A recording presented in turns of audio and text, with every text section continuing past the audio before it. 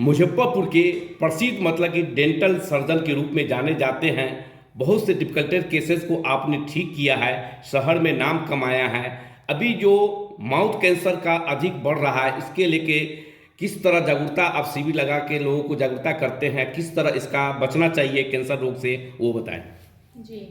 Oral cancer की अगर हम बात करें तो क्योंकि पान मसाला गुटखा इन सब का अभी ज़्यादा लोग सेवन करते हैं, इस वजह से ओरल कैंसर अभी ज़्यादा हो रहा है। प्लस अवेयरनेस कैंपेन ज़्यादा होने की वजह से भी लोग ज़्यादा से ज़्यादा जांच कराने के लिए जा रहे हैं। हम लोग बहुत सारे ऐसे छोटी छोटी जगहों पे कैंप्स ऑर्गेनाइज करते हैं, उसमें लोगों के लिए अवेयरनेस देते हैं कि आप पान मसाला ना खाएं, तंबाकू ना खाएं, या किसी तरीके का छाला या मुंह में दाग हो वाइट कलर का, या कोई पैच हो जिसको आप इजीली क्लीन नहीं कर पा रहे हो, कोई लाल चकत्ते जैसा हो, मुंह में अननेसेसरी आपको बर्निंग सेंसेशन होती है, जलन होती हो, सूखापन बहुत ज़्यादा रहता हो, खाना खाने में निगलने में तकलीफ़ होती हो, या आवाज़ में बदलाव, भारीपन महसूस कर रहे हो, तो हम लोग कहते हैं कि आप डॉक्टर से जाकर के मिलें, उनसे सलाह लें।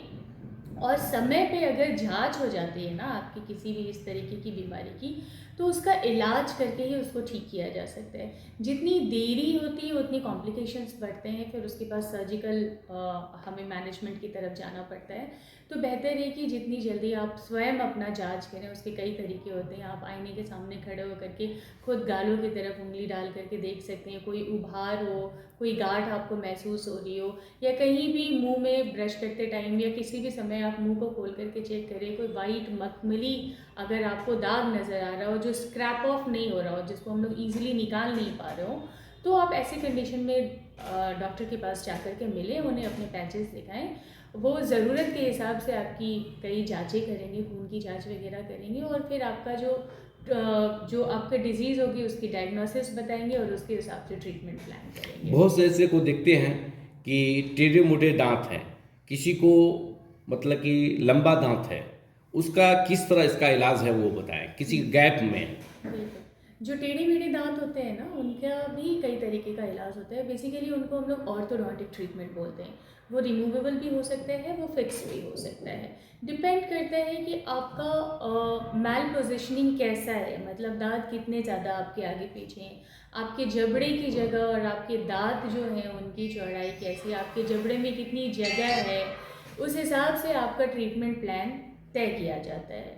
और आपकी एज क्या है, इन सारी चीज़ों को देखते हुए आपका ट्रीटमेंट तय होते हैं कि आप रिमूवेबल पे जा सकते हैं या आप फिक्स्ड ऑर्थोडोंटिक ट्रीटमेंट करा सकते हैं। टेढ़े मेढ़े दांत हर उम्र में अब सीधे किए जा सकते हैं, और उनका ऑर्थोडोंटिक ट्रीटमेंट करके उनको सीधा किया जाता है। आज भी देख रहे हैं कि गांव में अक्सर देखते हैं कि लोग दांत का मतलब कि खुदला का दांत में दर्द होता है तो लोग झाड़ फूक की तरफ जाते हैं। तो मतलब कि उनको उन लोगों से क्या अपील करना चाहते हैं कि इस तरह की जो है ऐसी समस्या उत्पन्न होती है तो उसमें झाड़ फूक की तरफ चले जाते हैं, तो कीड़ा निकालने वाला ये सुनने में को मिलता है, तो उन लोगों से क्या अपील करना चाहेंगे।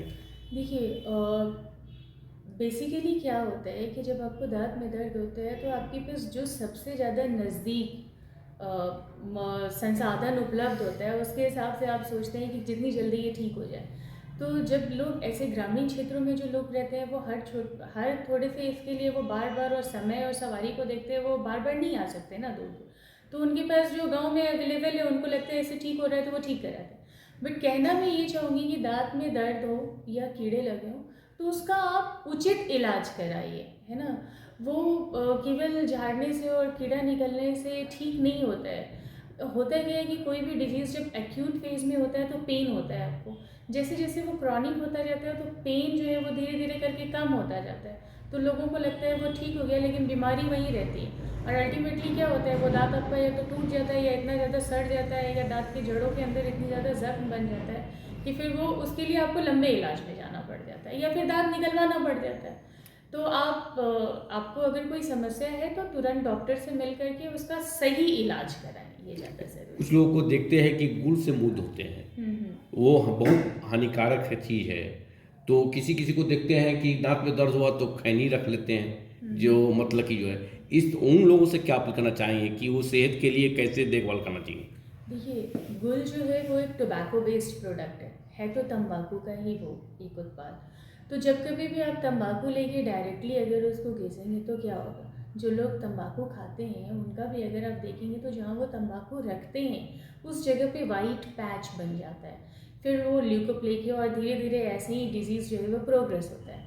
तो ज़्यादा बेहतर मैं तो पहले तो यही सलाह दूंगी कि आप गुलमंजन इस्तेमाल ही ना करें।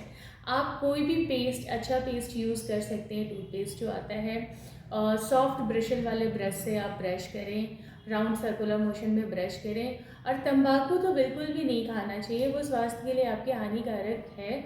वो केवल आपके मुंह पे ही नहीं बल्कि शारीरिक स्वास्थ्य पे भी आपके असर डालता है।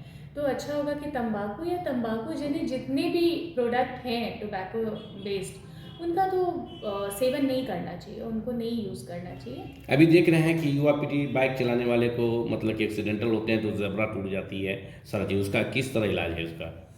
जबड़ा अगर टूटता है तो जबड़े का किस लोकेशन पे वो टूटा है उसके हिसाब से होता है। इंटरमैक्सिलरी फिक्सेशन एक ट्रीटमेंट ऑप्शन है, उसके थ्रू होता है, या फिर बोन प्लेटिंग वगैरह की जाती है।